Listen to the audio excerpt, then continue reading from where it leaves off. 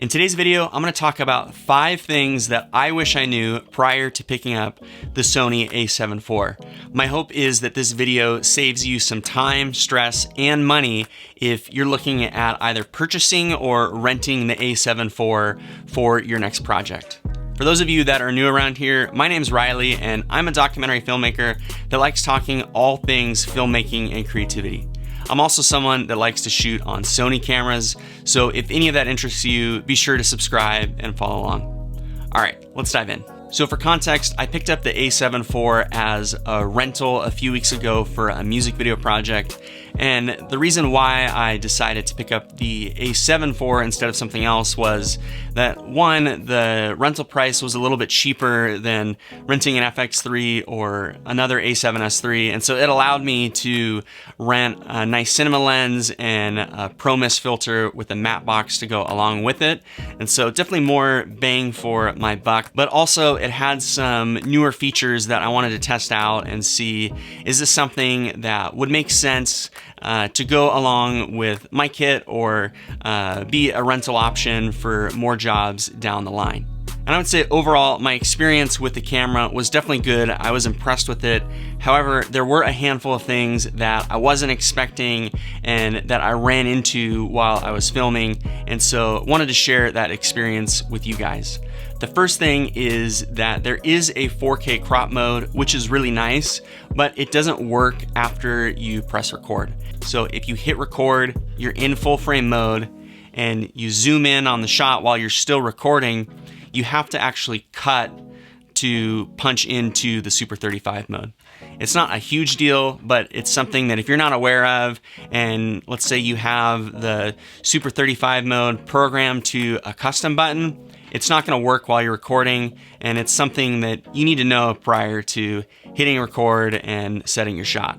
The second thing that I wish I knew was that you can't copy the profile settings of your camera between different Sony camera models of the same generation. So for example, if you have your a7 IV set up with certain customized buttons and menus and shortcuts, you can copy that profile and transfer it to another a7 IV, but you can't transfer it to another Sony camera like the a7S III.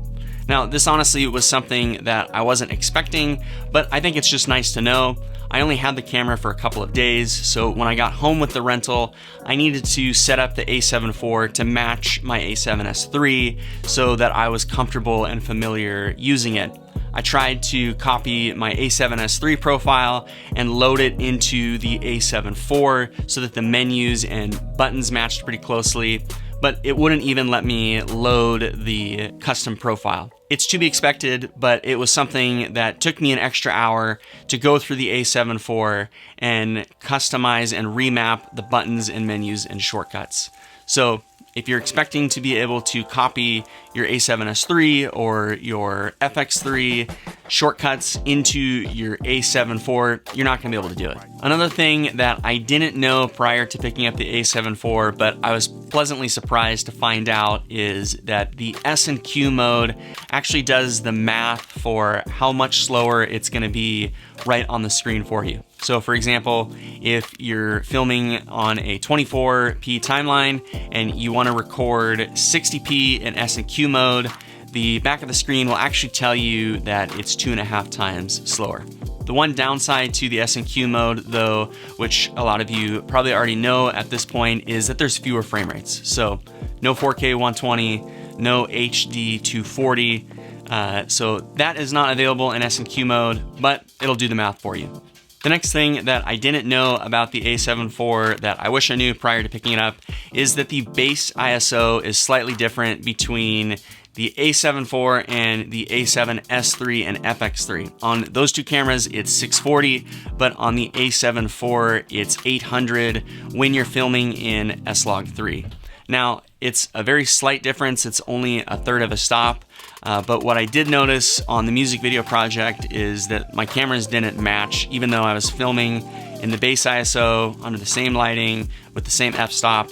This could just be the difference between the lenses I was using, but I did notice that in post I had to make some exposure adjustments to make sure that the camera's matched. So it is something to be aware of if you're using the a7 IV alongside other Sony cameras.